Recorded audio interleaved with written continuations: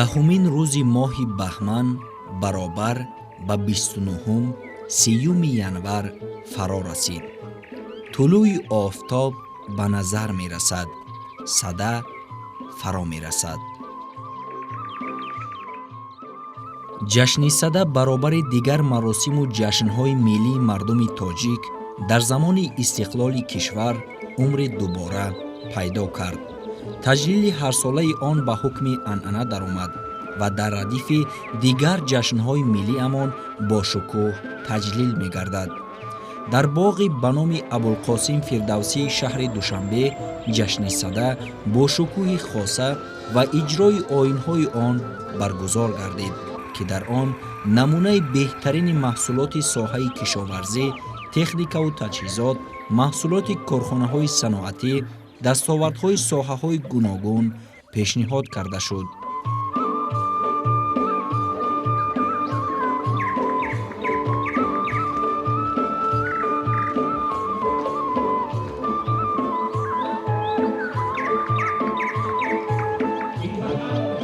و شرافت صاحب استقلالی مملکت جشن صدا در برابر در سرتاسر کشور با یک شکوه شامت خاصه تجلیل می‌گردد. یادگار از نیاگان آریایی ما بوده به صفت دردانه‌های گرانبهای معنوی حفظ کرده می‌شوند. در این جشن شهر و ناحیه‌های کشور از جمله دهقانان و هنرمندان محصول دست خویش را به معرض دید گذاشتند.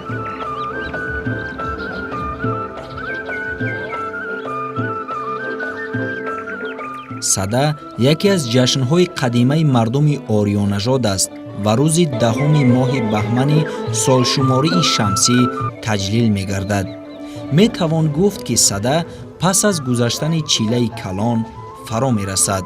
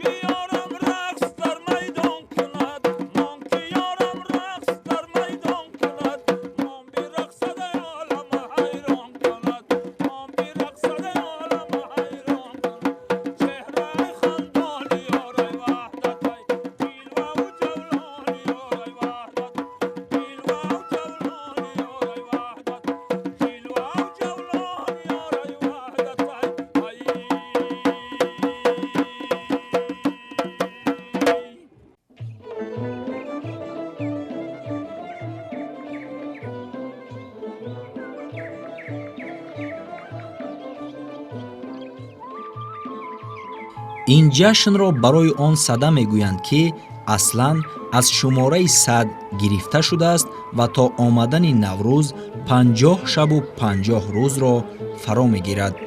صدا در پایان چیله کلان چون رمز گذشتن سردی‌های زمستان عادتاً مژده از نزدیک آمدن بهار است.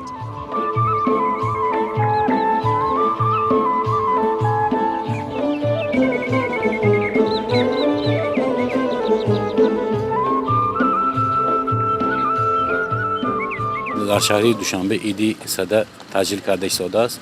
ما در اینجا اشتراک کرده ایستاده ایم. مال و محصولات کشاورزی خود را به پیشکشی مردم شهر دوشنبه آورده رسانده ایستادیم. شهر کنیبودام اساساً با میوه‌های شهباد خود اساساً زردآلو معرفی کرده ایستاده است. از من دیر ایستادیم از میوه‌های بندوبسته اینجا ما پیشکش کردیم صادراتی میباشد این میوه‌ها. растаҳои пур аз намунаи беҳтарини дастранҷи деҳқонону ҳунармандон ва боғпарварону гулпарварон далолат аз он мекунад ки сада ин пеш аз ҳама ҷашни табиату кишоварзон аст.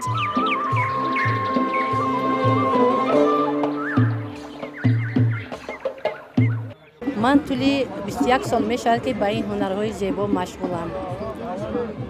чунки ин ҳунар ба худи ман маҳкул аст. аллакай ман дар давоми ин ҳунаре ки дар 21 сол аллакай ман 11 сол мешавад ки муаллимаи сабадбоф дар маркази калонсолони шаҳри ваҳдат кору фаъолият мекунам. чӣ қадар шогирдо баровардам.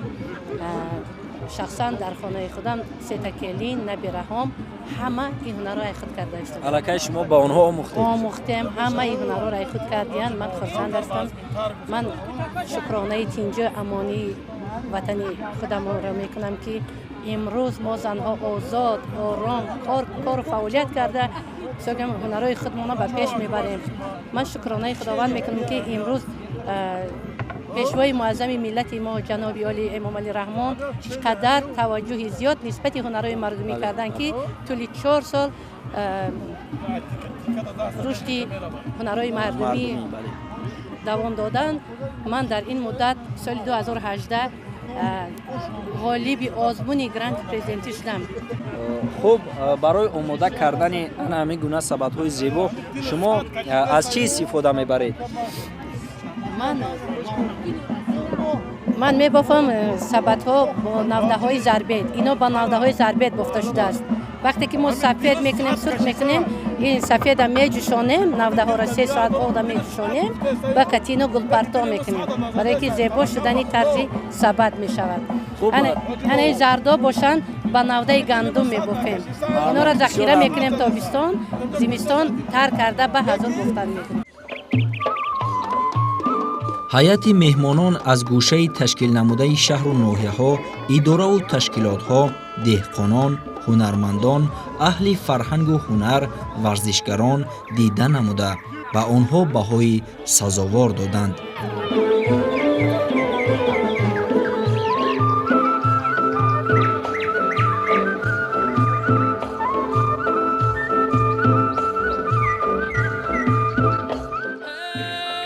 дар гӯшае аз ҷашнгоҳи сада садои фалаку най ба гӯш мерасид.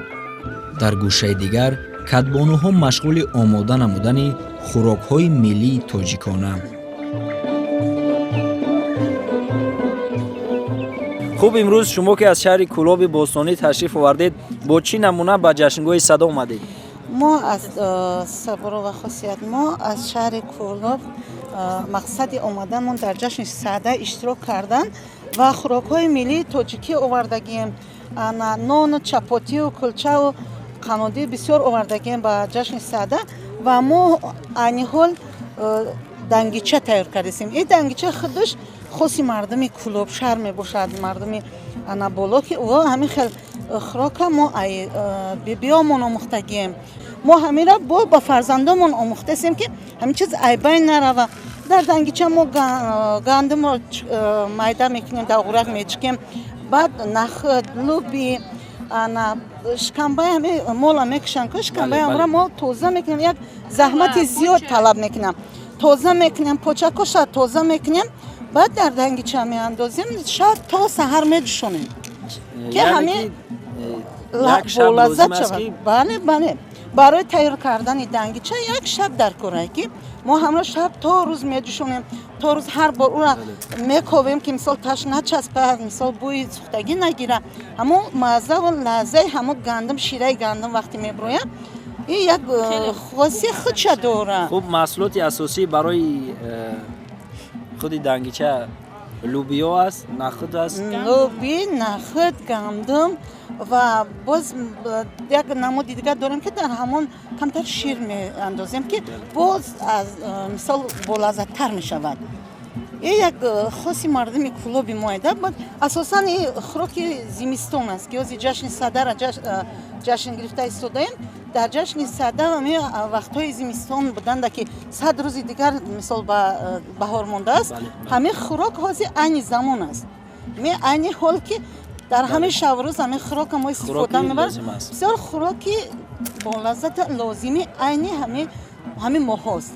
خوب تشکر زیاد خوش آمدید به جشنگاه سده. سلامت باشین جشن سده شما در مبارک شد جشن سده را فرصتی مناسب استفاده برده با تمام کل مردم تاجیکستان تبریک کرده گفتنیم که همیشه آسمان ما همیشه صاف و بی‌غبار باشد و ما مادران کوشش میکنیم که فرزندان خود را تربیت خوب داده که آینده حکومت دولت آینده تاجیکستان ما در دست جوان است.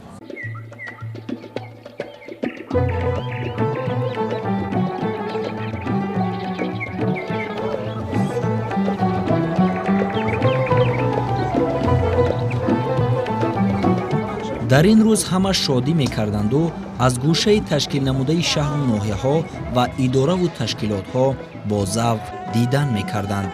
همین است شکوه و شهامت جشن‌های تاجیکان که همه سرجم می‌گردند و به همدیگر درود و سلام و پیغامی نیک می‌دهند.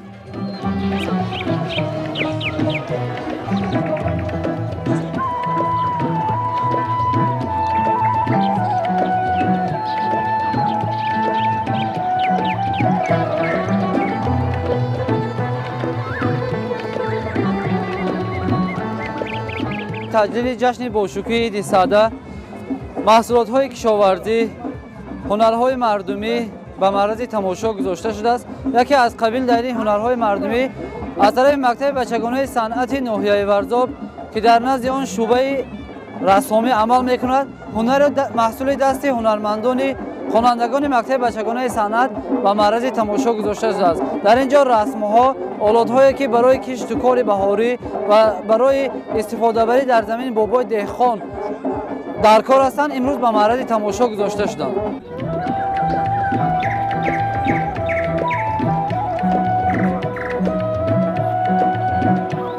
در جشنگاه بهترین نمونه خوراک‌های ملی از قبیل آشی پلو، قروتاب، دنگچه، شکراب، نان‌های تاجیکانه و غیره آماده و پیشنهاد کرده شدند.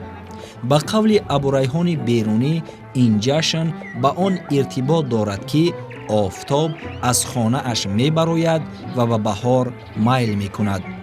اینچنین سده در اشعار شعرای عهد سامانیان چون مژده دهنده نوروز معنی داد شده است.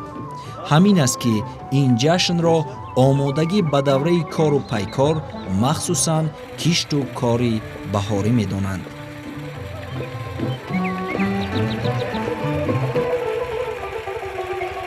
I can tell about Sada Jashan, and also we can tell about this kind of Jashan, and also we can play different games.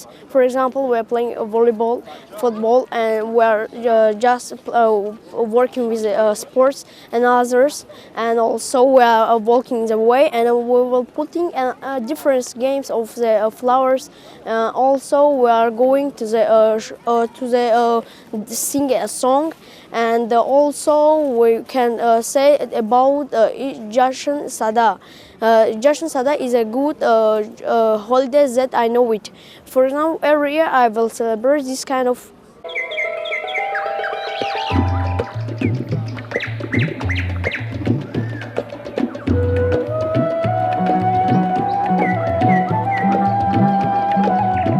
با همین گونه شکوه خاصه جشن سده با پیشنهاد برنامه خوب فرهنگی در باغ فرهنگی و فراغتی به نام ابوالقاسم فردوسی انجام یافت.